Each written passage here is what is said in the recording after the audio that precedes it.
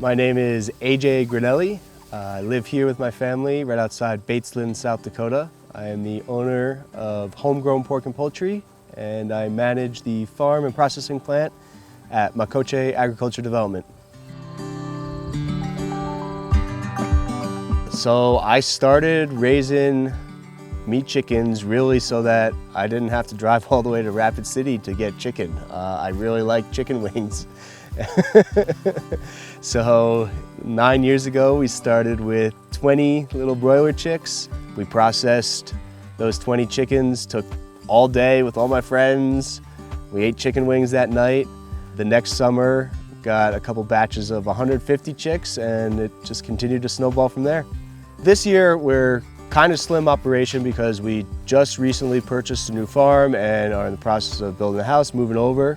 But we expect to be able to raise close to 10,000 birds a year here on this farm, and then another 10,000 per year over at Makoce.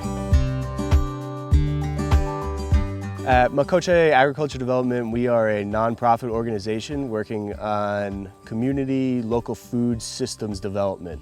Earlier, we were at the first full-scale production unit that we have, and by production unit I mean where we raise our poultry. We have a couple barns over there set up to run 1,500 meat chickens at a time, and a processing plant in the process of becoming USDA certified so we can bring in or process local poultry.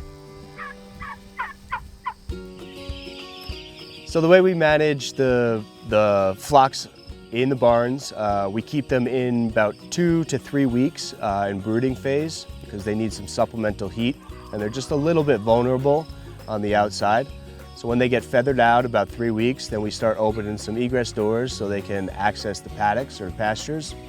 Here, as we are transitioning to secure shelter, currently we run birds inside poultry netting, and in order to gain that 20 square foot per bird, every few days we'll move this poultry netting to a new area so the birds have plenty of fresh grass, bugs to chase, grasshoppers to eat, all that good stuff.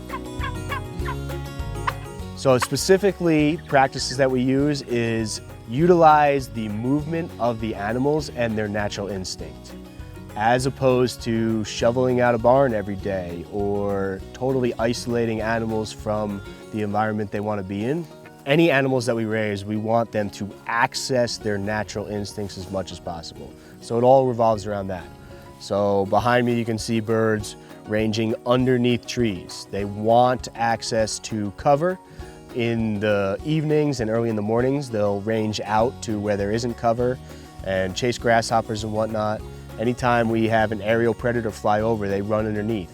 Basically, I can generalize the practices as allowing animals to express their natural instinct. Also, starting all of these enterprises kind of totally bootstrapped, equipment was minimal, so I need to have the animals kind of do the work. They have legs to move around. I don't need to physically move all of them. I don't need to keep them in a barn where there's continual cleanup. They can naturally disperse their manure load. They don't want to be sitting on their same manure load, so it reduces labor for me and it increases the happiness and health of the animals in general.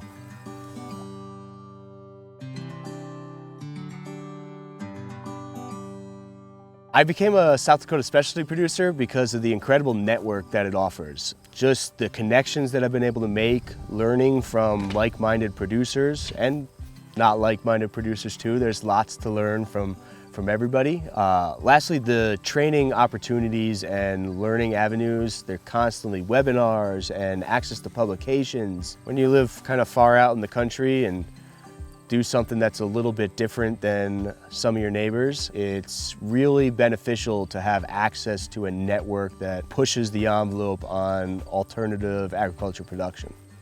Another thing that South Dakota specialty producers is really great helping with is grant writing or potential funding opportunities to improve your operation. A specific example is I had never interacted with the local NRCS or known any of those programs.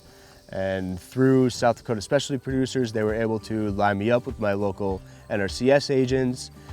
We've been able to put in EQIP grants. in the hopes that we will, in the next year or two, get some funding to add some of our silvopasture, add some trees, add some perimeter and interior fencing so we can rotate animals. There's hundreds of conservation practices now through NRCS that I wouldn't have even known about if I wasn't a part of South Dakota Specialty Producers. Currently, my products, as well as the poultry that we produce over at Makoce, we try to keep as much of it locally as we can, so it's distributed through some food banks. We're partnering with some local schools. I also attend multiple farmers markets in the area and region, and I have a direct consumer route. So I have customers that purchase on my website, and we make periodic deliveries through the year to towns around southwestern South Dakota.